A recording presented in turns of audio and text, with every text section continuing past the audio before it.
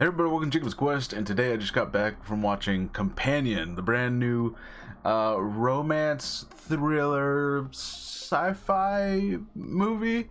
And yeah, I'm going to tell you straight up, just right off the bat, that this is one of those movies that has a twist in it that the marketing, for the most part, didn't make, I guess, as blatantly obvious as they could have. But then they put out a later trailer that just straight up tells you what's happening, like fully reveals everything that's going on. And I think the movie probably would have been better served if you do not know what's happening going in. Now I'll go ahead and just talk about it openly in a spoiler section, even though I have the trailer playing and you can kind of tell what's happening. But yeah, anyways, that's just my own opinion. I think this was maybe a marketing mistake to just more openly talk about like what's happening. I think I really enjoyed the teaser trailer where they kept it a lot more vague and it was a lot more like thriller and like, whoa, what's going on?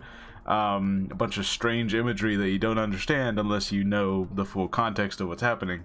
I think I preferred that, and I think the movie would have been better off if we didn't know what was happening going in, because if you know what's happening going in, it's kind of really obvious. Like they you know, the characters phrase things in certain ways and you're like, okay, we know, all right, fine.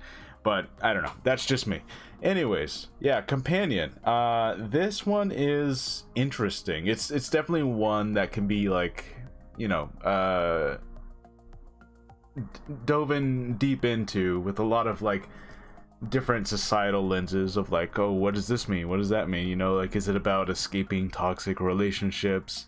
Is it about these guys who feel entitled to everything, including women, including money, including success and all that, and like the lengths that they'll go to get the things they feel they're entitled to?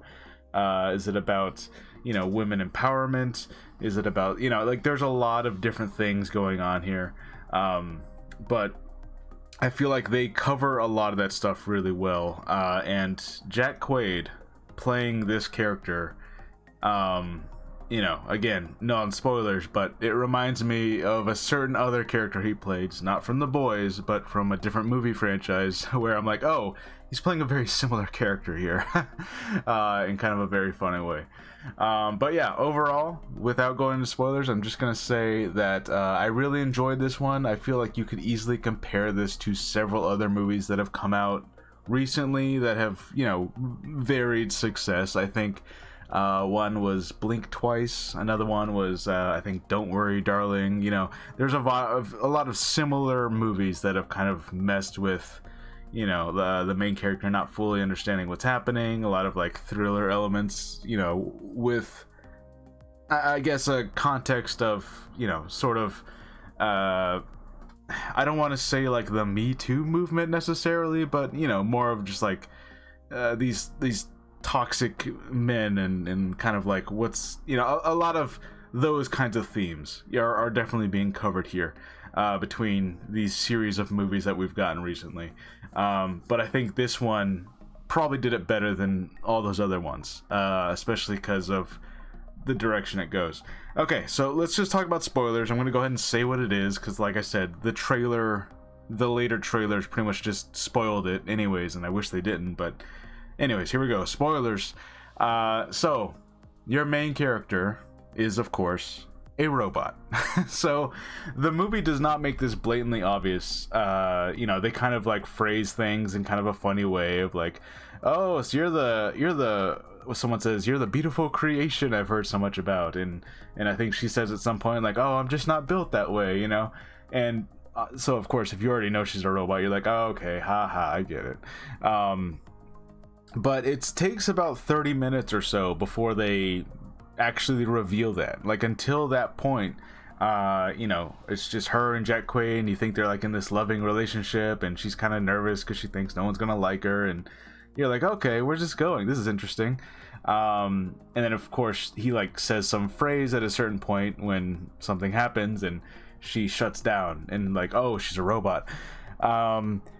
So yeah, I will say,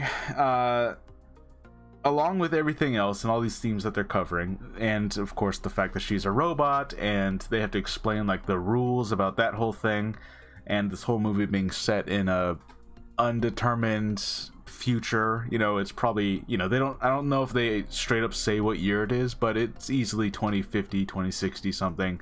You know, it's the not too distant future. They have self-driving cars and they have these robot companions, but it's definitely not 2025. So you're like, okay, it's somewhere a little bit further away from now. But the technology is not so drastically different that, you know, it's not like the Jetsons or something. But on top of that, there's also this whole murder plot where they're trying to get some money, and they came up with this plan to have the robot kill this guy so they can get some money.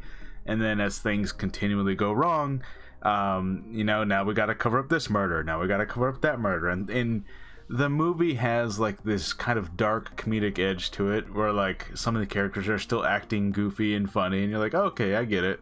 But then it also kind of bring that like, oh, I'm kind of feel sick by some of the things that we're talking about now. Like now we're talking about like serious, like, you know, abusive relationship type stuff, where like, you know, this, you know, let's be honest here, it's a guy literally controlling this girl in their relationship because she's a robot, but, you know, manipulating her in a much more literal way. But, you know, it's definitely talking about certain things here. And so I don't remember if this was being written by the creator of Barbarian, but I definitely started to get similar, like, okay, like I can tell that this is coming from the same place as that movie Barbarian. Like this is covering some similar territory as that one was covering. But in any case, overall, I really enjoyed this one, especially because she, you know, she kind of, once she discovers that she's a robot and she's convinced herself of it, it's really like a whole day of her trying to escape, trying to gain control of herself. She steals the phone and she's able to like unlock different parts of herself. And I think that is one part I really wish that maybe they had gone more into, because she makes her intelligence level go all the way to 100%, but it never seems, you know, it's not like it's not like Limitless, where like suddenly she can unlock the secrets of the universe, you know. Like they keep it kind of grounded in a way of like, okay, so she's, you know, she can kind of problem solve, but she's not like a superhero. And I can definitely see another version of this movie where they gave her super like robot strength and they let her do like all these cool action sequences, and it feels like they had to have some self-restraint to not do that, because she never, you know, even though they set her intelligence all the way up, she's never like you know, she's never limitless, you know. She doesn't have like oh, she's able to like outmaneuver every single person here. Like she still has to fight to survive while she's being chased down by these people who are trying to cover up this murder that she did. And, you know, they never do any kind of robot strength. They never have her do any kind of like, she doesn't like have mechanical parts like popping out and having some kind of like buzzsaw weapon or something. Like, no, they keep it very grounded. She has like the strength of a human, you know.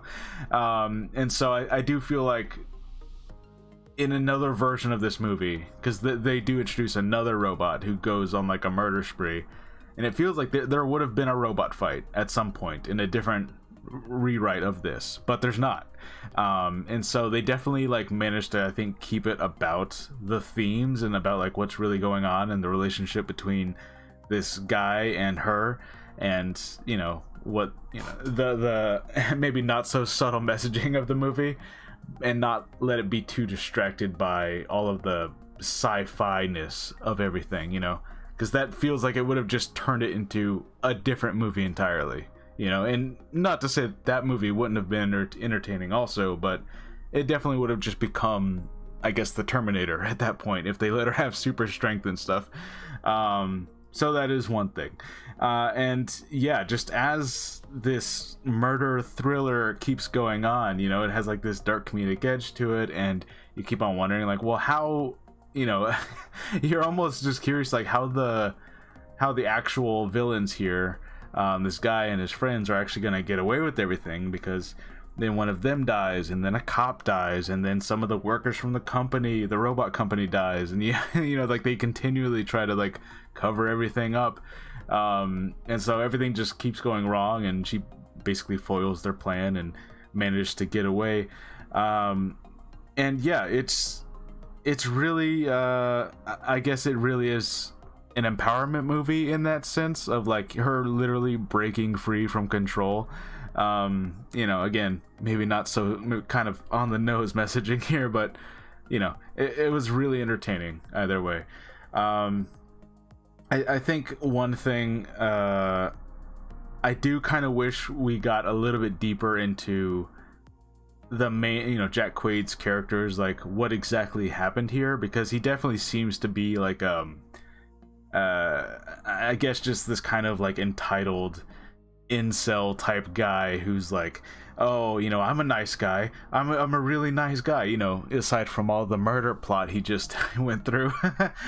He's like, and what do I have to show for it? I don't have any money, and I got a really small apartment, you know, and he kind of goes on this whole rant about like how he deserves this and deserves that, and I kind of want to see like, I don't know, like I wanted to see more of like how this guy got to this point, and he reminds me a lot of his character from Scream, where he had to like put on this like nice guy boyfriend act until, hey, surprise, he's a psychopath at the end, you know.